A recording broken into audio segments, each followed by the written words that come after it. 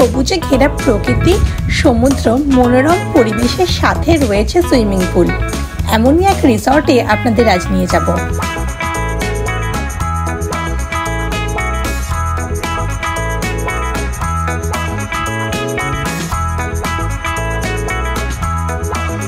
নমস্কার বন্ধুরা, আমি Sayani. Welcome to my channel সায়নিস box.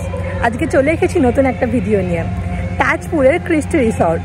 এখানকার ভাড়া কীরকম, খাবার দাবার কীরকম, আমাদের প্যাকেজে কত টাকা লেগেছে, সব কিছুই নিয়ে আজকের ভিডিও।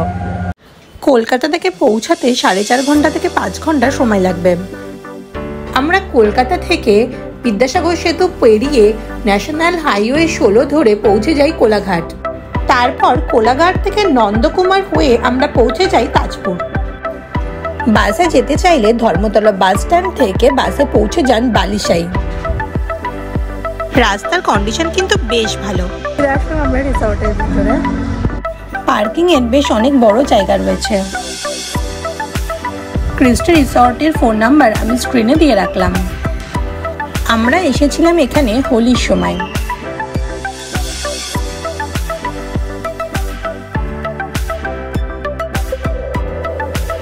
খুব সুন্দরভাবে রকমারি ফুল দিয়ে চারিদিক ডেকোরেট করা।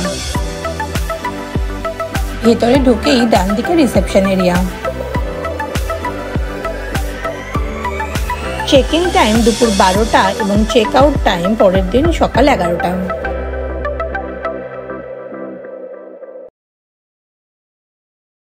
আমরা রুম পেয়ে গেছি, এখন ভেতর থেকে যাচ্ছি। 506 505 আমাদের রুম নাম্বার। সবুজে ঘেরা ক্রিস্টি রিসর্ট। বাচ্চাদের খেলার জন্য রয়েছে পার্ক।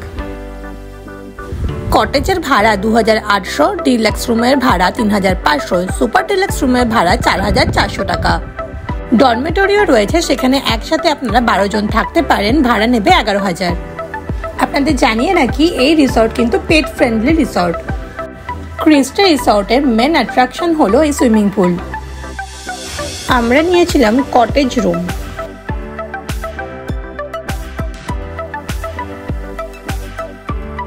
এদিকে একটা সাইড টেবিল রাখা রয়েছে, দুটো জলের বোতল দেওয়া, মিরর, ইলেকট্রিক কেটল, ওয়ার্ড্রপ। ওয়াশরুমটা পরিষ্কার পরিচ্ছন্ন এবং বেশ বড় সড়ো। আমাদের রুমের পাশেই খুব সুন্দর একটা লন আর তাতে দোলনা ছিল। এই রিসর্টে বেশ বড় বড় লন রয়েছে।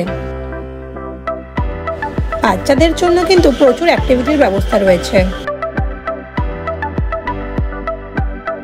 চলুন এবার সুইমিং পুলের দিকে যাওয়া যাক। যেহেতু আমরা হোলির সময় এসেছিলাম, এখানে হোলি সেলিব্রেশন চলছিল।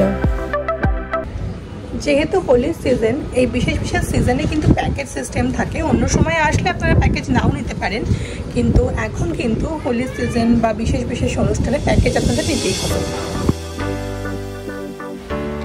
এখানকার সুইমিং পুল কিন্তু বেশ বড় সড়ো। কিডসদের জন্য আলাদা পুল রয়েছে। সুইমিং পুল সকাল 8টা থেকে রাত্রি 7টা পর্যন্ত ইউজ করা যাবে।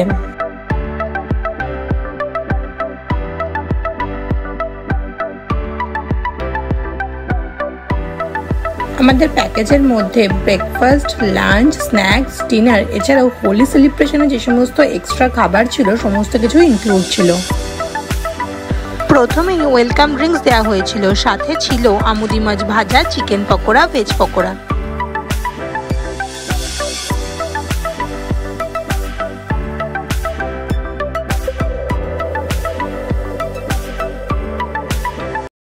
সুইমিং পুলে বেশ কিছুটা সময় কাটিয়ে আমরা হোলি খেলে নিলাম। তারপর ফ্রেশ হয়ে চলে গেলাম লাঞ্চ করতে। লাঞ্চ ছিল বাফেট। বাফেটে ছিল নানা রকমের খাবার, স্যালাড থেকে শুরু করে ভাত, ডাল, মাছ, পোস্ত, শুক্তো, মাটন, অনেক কিছু। সবার শেষে চাটনি, পাঁপড়, মিষ্টিও ছিল। আমাদের দুদিনের জন্য থাকা খাওয়া মিলিয়ে পার হেড লেগেছিল 5,000 টাকা। লাঞ্চ তো আমাদের বাফেট ছিল, দেখালাম আমি কিছু কিছু, আর বাকি যেটা দেখাতে পারলাম না সেটা তো বলেই দিলাম। বেশ ভালো খাবার দাবার ছিল। মাটনটা তো খুব ভালো সেদ্ধই হয়েছে। তো খাবার দাবারের টেস্ট, কোয়ালিটি দুটোই বেশ ভালো ছিল।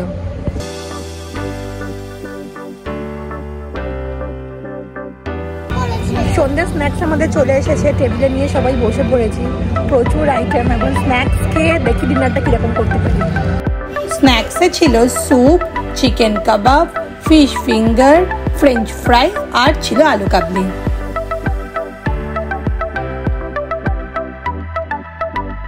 সন্ধ্যেবেলাও আপনারা চাইলে সুইমিং পুলে নামতে পারেন, সময় রাত্রি 7টা পর্যন্ত।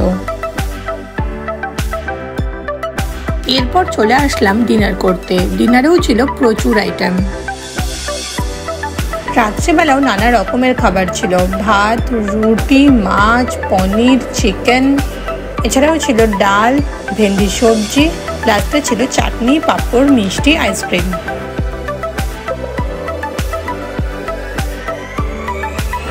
যেটা দেখলাম আমরা তাজপুরের খুব কাছাকাছি কিন্তু শঙ্করপুর বিচ। তাজপুরের দুটো সি বিচ রয়েছে, মেরিন ড্রাইভ সি বিচ আর একটা বিশ্ব বাংলা বিচ। আমাদের রিসর্ট মেরিন ড্রাইভ সি বিচের একদম কাছে। রিসর্ট থেকে 5 মিনিটের পায়ে হাঁটার দূরত্বে বিচ। এছাড়াও হাতে একদিন বেশি সময় থাকলে আপনারা দীঘা, মন্দারমণি ঘুরে দেখে নিতে পারেন।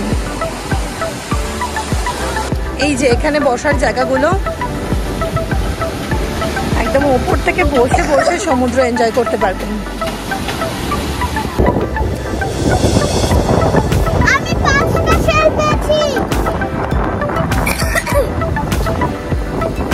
সমুদ্রের ধারে এসে ঝিনুক কুড়ানোর মজাই আলাদা। ছোটবেলায় আমরাও প্রচুর কুড়িয়েছি, এখন মিঠাই কুড়াচ্ছে। লোকালি ঘোরার জন্য আপনারা অটো কিংবা টোটো পেয়ে যাবেন।